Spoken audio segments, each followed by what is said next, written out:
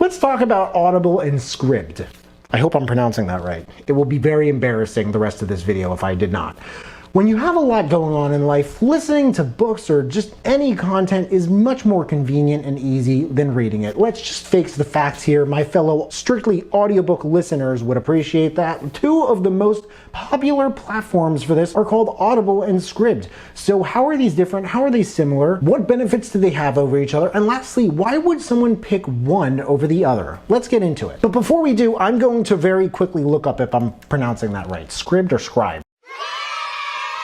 It's pronounced Scribd, so if you and your friends have been watching this so far and you're betting $10, one of you just lost. But let's start with the advantages these two have over each other. Audible advantages. Book ownership. No audiobook app has book ownership down to a T like Audible. They are the king of permanent book ownership. If you buy books on Audible, they stay in your library forever, even if you cancel your membership. Scribd only lets people rent from its library. Audible is known for the size of its inventory, just like its parent company Amazon, the largest audiobook retailer in the world. It gives you a selection of well over 400,000 audiobooks. Every time I look up how many audiobooks they have, it's a different number, but it is just about always hundreds of thousands. Its entry-level subscription alone gives you month-to-month all-you-can-listen access to somewhere between 11 and 70,000 audiobooks. With a few exceptions, in my opinion, people do not appreciate Audible enough for this, but they generally do have a superior audio quality of 64 kilobytes per second versus Scribd's 32. Don't get me wrong, 32 is a good quality for an audiobook, but 64 is relatively speaking excellent quality. Scribd advantages. Scribd shares the ebook library, which you can turn into audiobooks using text-to-speech software. There is a similar feature available in Audible called WhisperSync, but it does require a Kindle device, and I'm pretty sure you have to buy the Kindle books separately. But I don't have WhisperSync or a Kindle, if you cannot tell, so I would not know that for sure. Please fill me in on the comments if you're familiar with this. Scribd is also a multi-content platform with documents, magazines, and sheet music. Audible doesn't have magazines or sheet music, and quite frankly, I haven't heard of a single audiobook platform that does have sheet music. That's just crazy. So if you're a trained instrumentalist, I can imagine this really coming in handy for sure. Other differences between the two. Let's talk about price and offering. Scribd has one membership option, which allows you to access all kinds of content like audiobooks, magazines, sheet music, as well as community uploaded documents, and the ability to download presentations and other professional content.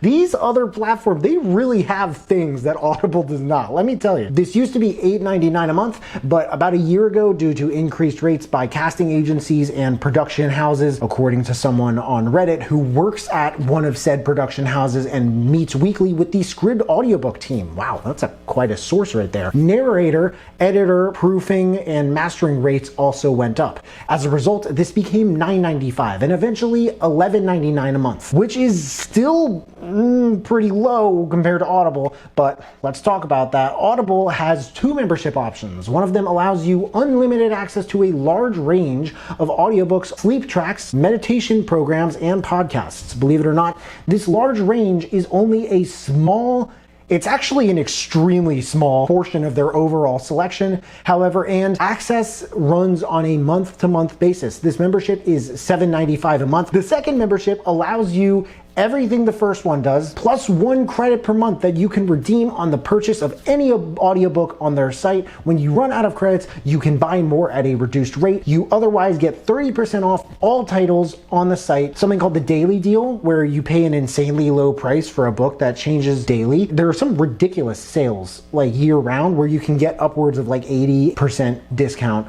on a large selection of titles. So basically nothing but opportunities to pay much less for these audiobooks. The craziest thing about this is that it's not renting like what you can only do on Scribd. You get to keep these books forever, even if you cancel your membership. In case I didn't mention, both platforms come with a 30-day free trial. The second membership option that I just talked about on Audible, that is $14.95 a month. They also have extended versions of the second membership option, and there are multiple other ones that I go through in this video that I'll link in the description. But the short of it is that they allow you to pay even less and less frequently for these credits. Nonetheless, I have been an Audible member since 2015, and despite everything that has happened in the last 9-10 years, these prices have yet to change. Like, gosh, I'm on a roll. Gosh. Let's talk about audiobook catalog, okay? Scribd, according to their site, has over 1 million individual pieces of content, whatever that means.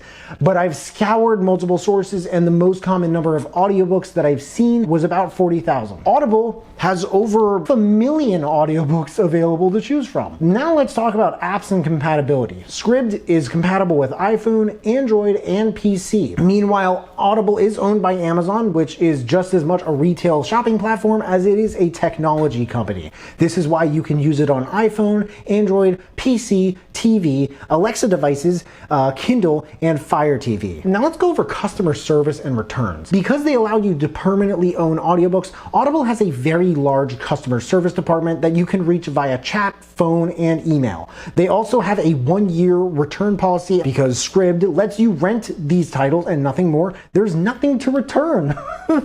What do you know? And customer service is merely available via email. In a summary between the two, I mean, you can tell they're very, very different platforms. It really kind of comes down to what you're looking for. Audible tends to be more of a platform for going all out on just self-education through the use of audiobook ownership, podcasts, and sleep tracks with, I suppose, unlimited monthly access to audiobooks, digital books, and more unique forms of content such as magazines and sheet music.